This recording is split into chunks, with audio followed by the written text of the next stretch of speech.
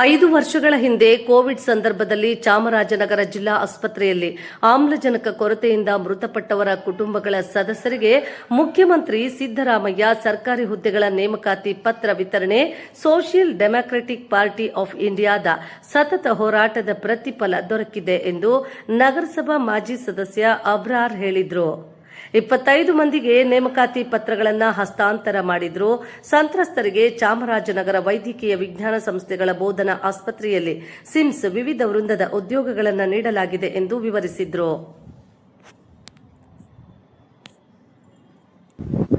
ಚಾಮರಾಜನಗರ ಜಿಲ್ಲಾ ಕೋವಿಡ್ ಆಸ್ಪತ್ರೆಯಲ್ಲಿ 2021 ಮೇ 2ನೇ ತಾರೀಕು ಭಾನುವಾರ ರಾತ್ರಿ ಆಕ್ಸಿಜನ್ ಪೂರೈಕೆಯಾಗದ ಕಾರಣ ಅಂದರೆ ಸರ್ಕಾರದ ನಿರ್ಲಕ್ಷ್ಯತೆಯಿಂದ ಆದಂತಹ ಘಟನೆ ಇಡೀ ರಾಷ್ಟ್ರದಲ್ಲಿ ಕುಖ್ಯಾತಿಯನ್ನು ಪಡೆದುಕೊಂಡಿತು. ಅದು ಆಕ್ಸಿಜನ್ ದುರ್ಘಟನೆ ಅಂತ ನಾವೆಲ್ಲರೂ ಕರಿತೀವಿ, ಆಕ್ಸಿಜನ್ ಇಶ್ಯೂ ಅಂತ ಹೇಳ್ತೀವಿ. ಆ ಒಂದು ದುರ್ಘಟನೆಯಲ್ಲಿ ಸುಮಾರು ಮಂದಿ ತೀರೋದ್ರು, ಬಲಿಯಾದರು. ಅಂದರೆ ಸರ್ಕಾರ ಹತ್ಯೆ ಮಾಡಿತ್ತು.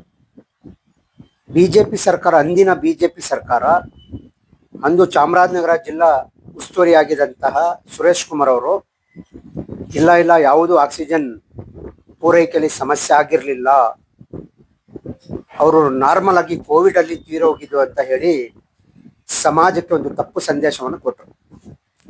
ಅದಾದ ನಂತರ SDP ವತಿಯಿಂದ ನಮ್ಮ ಹೋರಾಟ ಪ್ರಾರಂಭವಾಯಿತು.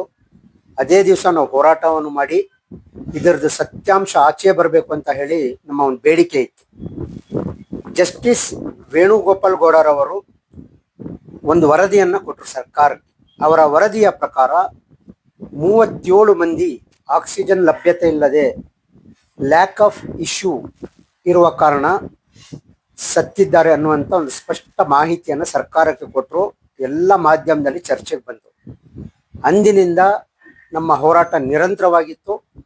ನಮ್ಮ ರಾಜ್ಯಾಧ್ಯಕ್ಷರಾದ ಅಬ್ದುಲ್ ಮಜೀದ್ ಸರ್ ಅವರೂ ಸಹ ಚಾಮರಾಜನಗರ ಜಿಲ್ಲಾ ಪತ್ರಿಕಾ ಭವನದಲ್ಲಿ ಬಂದು ಸುದ್ದಿಗೋಷ್ಠಿ ಮಾಡಿ ಬಹಳ ಸ್ಪಷ್ಟವಾಗಿ ಹಕ್ಕೊತ್ತಾಯನ್ನು ಮಂಡನೆ ಮಾಡಿದರು. ಏನಂತ ಹೇಳಿದ್ರೆ, ಯಾರು 36-37 ಮಂದಿ ಕುಟುಂಬಸ್ಥರು, ಯಜಮಾನರು ಅಥವಾ ತಂಗಿ, ಅಕ್ಕ, ಅಣ್ಣ, ತಮ್ಮ ಹೀಗೆ ಕಳ್ಕೊಂಡಿದ್ದಾರೆ, ಆ ಸಂತ್ರಸ್ತ ಕುಟುಂಬಸ್ಥರಲ್ಲಿ ಒಬ್ಬರಿಗೆ ಸರ್ಕಾರಿ ಕಾಯಂ ನೌಕರಿ ಕೊಡಬೇಕು.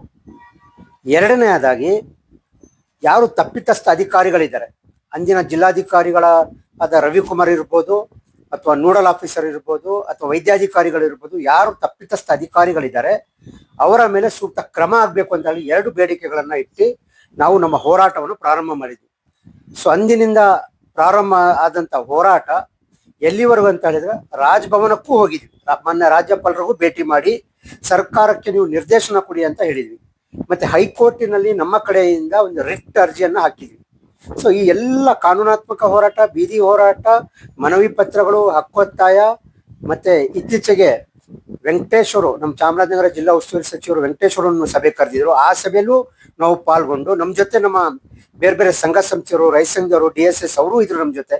ಸೊ ನಾವೆಲ್ಲ ಚಾಮರಾಜನಗರ ಬಂದ್ ಮಾಡಬೇಕಾಗುತ್ತೆ, ನೀವು ಆದಷ್ಟು ಬೇಗ ನೀವು ಸರ್ಕಾರಿ ನೌಕರಿ ಘೋಷಣೆ ಮಾಡಲಿಲ್ಲ ಅಂತ ಹೇಳಿದ್ರೆ, ನೇಮಕಾತಿ ಪತ್ರ ಕೊಡ್ಲಿಲ್ಲ ಅಂತ ಹೇಳಿದ್ರೆ ನಾವು ಚಾಮರಾಜನಗರ ಬಂದ್ ಮಾಡಬೇಕಾಗುತ್ತೆ ಅಂತ ಹೇಳಿ ಒಂದು ಕರೆಯನ್ನು ಕೊಟ್ಟಾಗ ಆವಾಗ ಸರ್ಕಾರ ಸ್ವಲ್ಪ ಸೀರಿಯಸ್ ಆಗಿ ಖಂಡಿತವಾಗಿ ನಾವು ಕೊಡ್ತೀವಿ ಅಂತ ಒಂದು ಭರವಸೆಯನ್ನು ಕೊಟ್ಟರು. ಸೊ ಆ ಭರವಸೆಯಂತೆ ಈಗ ಮೊನ್ನೆ ಮುಖ್ಯಮಂತ್ರಿಗಳಾದ ಸಿದ್ದರಾಮಯ್ಯವರು ನಿನ್ನೆ ಗುಂಡ್ಲುಪೇಟೆಯಲ್ಲಿ ಒಂದು ಕಾರ್ಯಕ್ರಮದಲ್ಲಿ ನೇಮಕಾತಿ ಪತ್ರವನ್ನು ಕೊಟ್ಟಿದ್ದಾರೆ. ಸುಮಾರು 25 ಮಂದಿಗೆ ಕೊಟ್ಟಿದ್ದಾರೆ. ಇನ್ನೂ ಒಂದು 5-6 ಮಂದಿಗೆ ಕೊಡಬೇಕಾಗಿದೆ. ಅದು ಟೆಕ್ನಿಕಲ್ ಸಮಸ್ಯೆ ಅಂತ ಹೇಳಿ ಪೆಂಡಿಂಗ್ ಮಾಡಿದ್ದಾರೆ. ಸೊ ಅದೇನೇ ಟೆಕ್ನಿಕಲ್ ಸಮಸ್ಯೆ ಇದೆಯೋ ಅದು ಸರ್ಕಾರದ ಜವಾಬ್ದಾರಿ, ಸರ್ಕಾರ ಅದನ್ನು ಸರಿಪಡಿಸಬೇಕು. ಆ ಟೆಕ್ನಿಕಲ್ ಜವಾಬ್ದಾರಿ ಅಂತ ಹೇಳಿ ಅವರನ್ನ ಬಲಿಪಶು ಮಾಡೋದು ಒಳ್ಳೆಯದಲ್ಲ. ಸರ್ಕಾರ ಆದಷ್ಟು ಬೇಗ ಇನ್ನೂ ಯಾರು ಹುಡುಕೆ ಸಂತ್ರಸ್ತಿದ್ದಾರೆ ಅವ್ರಿಗೂ ಸಹ ಸರ್ಕಾರಿ ನೌಕರಿ ಕೊಡಬೇಕು. ಮತ್ತು ಬಹಳ ಮುಖ್ಯವಾಗಿ ಈ ದುರ್ಘಟನೆಗೆ ಕಾರಣಕರ್ತರಾದ ಯಾರೇ ಅಧಿಕಾರಿಗಳಿರೋದು, ಅದು ಅಂದು ಮೈಸೂರಿನ ಜಿಲ್ಲಾಧಿಕಾರಿಗಳು, ಅವ್ರ ಮೇಲೂ ಸ್ವಲ್ಪ ಅನುಮಾನ ಇದೆ. ಅವರು ಸಹ ಆಕ್ಸಿಜನ್ ಆ ಸಂದರ್ಭದಲ್ಲಿ ಸಪ್ಲೈ ಮಾಡಲಿಲ್ಲ ಅಂತ ಹೇಳಿ ಒಂದು ಆಡಿಯೋ ವೈರಲ್ ಆಗಿತ್ತು. ಯಾಕೆ ಚಾಮರಾಜನಗರಕ್ಕೆ ಯಾಕೆ ಅಷ್ಟೊಂದು ಆಕ್ಸಿಜನ್ ಕೊಡ್ತೀರಂತ ಪ್ರಶ್ನೆ ಮಾಡುವಂತ ವೈರಲ್ ಆಗಿತ್ತು. ಸೊ ಅವರು ಸಹ ಈ ದುರ್ಘಟನೆಗೆ ಏನಾದರೂ ಕಾರಣಕರ್ತರಾಗಿದ್ರೆ ಅವ್ರ ಮೇಲೂ ಸಹ ಕ್ರಮ ಆಗಬೇಕು. ಅಂದಿನ ಜಿಲ್ಲಾಧಿಕಾರಿಗಳಾದ ರವಿಕುಮಾರ್ ಅವರು ಚಾಮರಾಜನಗರ, ಅವರು ಆನ್ ಡ್ಯೂಟಿ ಇದ್ರು, ಅವರು ಸಹ ಹೇಳಿದ್ದಾರೆ ಅವ್ರದ್ದು ಸಹ ನೆಗ್ಲಿಜೆನ್ಸ್ ಇದೆ ಅಂತ ಹೇಳಿ ನಾನು ಹೇಳ್ತಾ ಇಲ್ಲ, ಜಸ್ಟಿಸ್ ವೇಣುಗೋಪಾಲ್ ಗೌಡ ವರದಿ ಹೇಳ್ತಾ ಇದೆ. ಅಧಿಕಾರಿಗಳ ನೆಗ್ಲಿಜೆನ್ಸ್ ಇದೆ ಅಂತ ಅವರು ಬಹಳ ಸ್ಪಷ್ಟವಾಗಿ ಹೇಳಿದ್ದಾರೆ, ತನಿಖೆ ಮಾಡಿ ಹೇಳಿದ್ದಾರೆ. ಸೊ ಆ ಆಧಾರದ ಮೇಲೆ ಯಾರ್ಯಾರು ಅಧಿಕಾರಿಗಳು ನಿರ್ಲಕ್ಷ್ಯತೆಯನ್ನು ತೋರಿಸಿದ್ರು ಆ ಸಂದರ್ಭದಲ್ಲಿ ಅವ್ರ ಮೇಲೆ ಸೂಕ್ತ ಕ್ರಮ ಆಗ್ಬೇಕು ಅಂತ ಹೇಳಿ SDP ಆಗ್ರಹ ಪಡಿಸ್ತಾ ಇದೆ. ಮುಂದೆ ಇನ್ನು ಯಾರು ಉಳಿಕೆ 5-6 ಮಂದಿ ಇದ್ದಾರೆ ಅವ್ರಿಗೂ ಸಹ ಆದಷ್ಟು ಬೇಗ ಸರ್ಕಾರ ನೇಮಕ ಪತ್ರವನ್ನು ಕೊಟ್ಟು ಅವ್ರಿಗೂ ಒಂದು ನ್ಯಾಯ ಕಲ್ಪಿಸಬೇಕು ಅಂತ ಹೇಳಿ ಈ ಸಂದರ್ಭದಲ್ಲಿ ನಾನು ಆಗ್ರಹ ಮಾಡುತ್ತಾ, ನಮ್ಮ ಜೊತೆ ಸಂತ್ರಸ್ತರು ಬಹಳ ನಿರಂತರವಾಗಿ ನಮ್ಮ ಜೊತೆ ಇದ್ರು. ಎಲ್ಲಾ ಕಡೆ ನಾವು ಮಾಡಿದಂತ ಹೋರಾಟಕ್ಕೆ ಅವರು ಸಹ ಸಹಕಾರ ಕೊಟ್ಟರು. ಅವ್ರಿಗೂ ನಾನು ಮೊದಲನೇದಾಗಿ ಧನ್ಯವಾದ ಹೇಳ್ತೇನೆ. ಅದೇ ರೀತಿ ಮಾಧ್ಯಮದವರು ಬಹಳ ಒಳ್ಳೆ ವರದಿ ಮಾಡಿದ್ರು, ಆ ಸಂತ್ರಸ್ತರ ಪರ ಹೆಡ್ಡಿಂಗ್ ಮಾಡಿದ್ರು. ಸೊ ಇವತ್ತು ಎಲ್ಲಾ ಮಾಧ್ಯಮದವ್ರಿಗೂ, ವಿಶೇಷವಾಗಿ ನಮ್ಮ ಚಾಮರಾಜನಗರ ಎಲ್ಲ ಸ್ಥಳೀಯ ವರದಿಗಾರರಿಗೆ ಅವ್ರಿಗೂ ಸಹ ನಾನು ಧನ್ಯವಾದ ಹೇಳ್ತೀನಿ.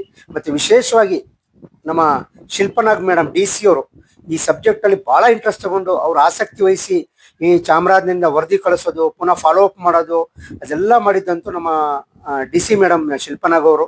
ಅವ್ರಿಗೂ ಸಹ ಈ ಸಂದರ್ಭದಲ್ಲಿ ನಾನು ನೆನೆಸ್ಕೊತಾ ಇದ್ದೀನಿ, ಅವ್ರಿಗೂ ಸಹ ನಾನು ಧನ್ಯವಾದ ಹೇಳ್ತೀನಿ. ಅದೇ ರೀತಿ ಚಾಮರಾಜನಗರ ಸಂಘ ಸಂಸ್ಥೆಗಳು, ಅದು ರೈತ ಸಂಘ ಇರ್ಬೋದು, ನಮ್ಮ DSS ಇರ್ಬೋದು, ಇನ್ನಿತರ ಸಂಘ ಸಂಸ್ಥೆಗಳು, ನಮ್ಮ PVCL, ಸೊ ಎಲ್ಲರೂ ಸೇರಿ ಈ ಒಂದು ವಿಷಯವನ್ನ ನಾವು ಟೇಕಪ್ ಮಾಡಬೇಕು ಅಂತ ಹೇಳಿ ಸ್ವಲ್ಪ ಲೇಟ್ ಆದ್ರೂ ಪರವಾಗಿಲ್ಲ ಎಲ್ಲರೂ ನಮ್ಮ ಜೊತೆ ಕೈ ಜೋಡಿಸಿದ್ರು. ಸೊ ಎಲ್ಲ ಒಂದು ಯಾರ್ಯಾರು ಇದಕ್ಕೆ ಪರೋಕ್ಷವಾಗಿ ಪ್ರತ್ಯಕ್ಷವಾಗಿ ಬೆಂಬಲವನ್ನು ಕೊಟ್ಟರು ಎಲ್ಲರಿಗೂ ನಾನು ಧನ್ಯವಾದ ಹೇಳುತ್ತಾ, ಈ ಸಂದರ್ಭದಲ್ಲಿ ನಮ್ಮ ಸಂತ್ರಸ್ತ ಕುಟುಂಬಸ್ಥರಿಗೆ ಸೃಷ್ಟಿಕರ್ತ ಆರೋಗ್ಯ ಸುಖ ಶಾಂತಿ ನೀಡ್ಲಿ ಅಂತ ನಾನು ಅವರಿಗೆ ಶುಭ ಹಾರೈಸ್ತಾ ಇದ್ದೀನಿ.